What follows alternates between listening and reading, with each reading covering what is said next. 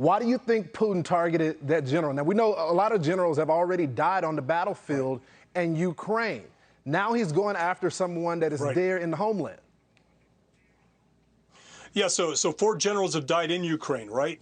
And they've died because of communications breakdown. They went out and they had to strengthen up the Russian soldiers because morale is so bad.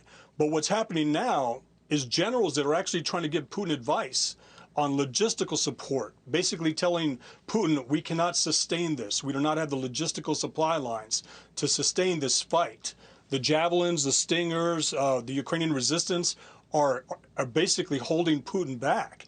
And so Putin is firing generals. He doesn't want to hear any bad news. So the only people around Putin now are what we call yes men. They're the ones that are going to do whatever he wants, because anybody who even questions it, even if Putin suspects that he's being questioned, that general is likely to be disappeared. The war in Ukraine has been a devastating humanitarian crisis and a tragedy on so many levels. However, it's also been a testament to the bravery of the Ukrainian people and has brought a sense of unity from all over the world that we have not seen in decades. Now, there's a lot of lessons to learn from this vicious war on so many different things, but I think it brings to light a common theme that we see when any leader drunk with power turns on those they see every day into an echo chamber for their own ideas. Whether it's a brutal dictator, an authoritarian CEO, or a repressive owner of a small business, you isolate yourself when you do not allow others to have psychological safety. Now, the importance of psychological safety is something that might not be the biggest takeaway from this terrible war, but it's a common linchpin to what creates repression and leads to the fall of empires.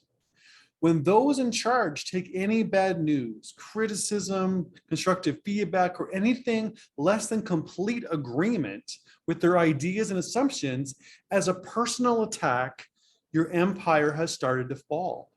So what is psychological safety? Well, it's a concept first developed by Harvard professor Amy Edmondson. Her work primarily focused on the impact of psychological safety in regards to the freedom to speak up, to ask questions, and make suggestions without fear of retribution or concern that the comments might damage their relationships or reputation. Fundamentally, psychological safety is about the ability to be vulnerable. When we feel the need to posture, avoid asking questions, and are unwilling to speak up, it's because we're afraid to show vulnerability in the workplace. Now, dictators like Putin are extreme examples of what an absence of psychological safety looks like. And a lack of personal safety and a lack of safety of loved ones, but this extreme case sheds light on the more subtle, less homicidal examples of not providing psychological safety. One of the biggest losses when psychological safety is not present is the lack of information and actionable intelligence. If a culture is created that only allows information that supports the opinions of leadership, then you're lacking the real picture. In the business world, that can be the leadership at companies like Blockbuster thinking that this whole streaming content thing was a passing fad, so they can ignore those startups like Netflix. Or it can be the C-suite of Polaroid not wanting to hear that consumers will be more interested in the digital cameras rather than classic film. The value of having multiple ideas and perspectives around you is the insight and access to information and the intelligence that gives you the real picture of what is going on outside the government palace or the boardroom or the small isolated bubble that you create for yourself. The long-term success of an organization needs to incorporate the exchange of ideas, the promotion of unbiased communications, acceptance of discourse, and the willingness to hear bad news and differing opinions. These things cannot exist without psychological safety. Now, dictators are the extreme example, but the reality is that by not normalizing psychological safety, it leads to the corruptive impact of power. Now, again, if you look at this on a spectrum, dictators are absolutely at one end, at the most egregious and outrageous examples of psychological safety and corruption of power run amok. But those same expectations of agreement from yes men or sycophants is what enables the growth along the spectrum.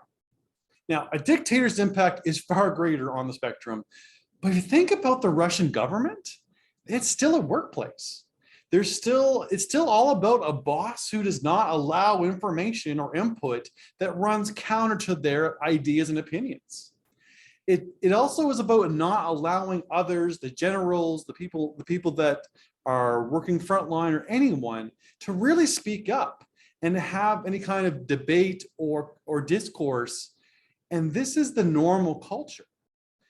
And this culture is developed over time and is by little things becoming more normal about this idea of no one else can have ideas or opinions if they're different than the man in charge. But it's not just dictatorships where psychological safety doesn't exist.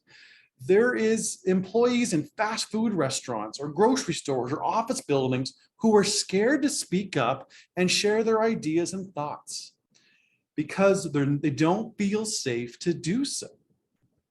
What we have done in many workplaces is we've normalized shut up and do what you're told. And when that is business as usual, it spreads from the meeting room to the boardroom to the war room. And the consequences are far different in a dictatorship than at McDonald's. But the power dynamic is surprisingly the same. The whole don't rock the boat or your safety is at stake is kind of the fundamental concept here.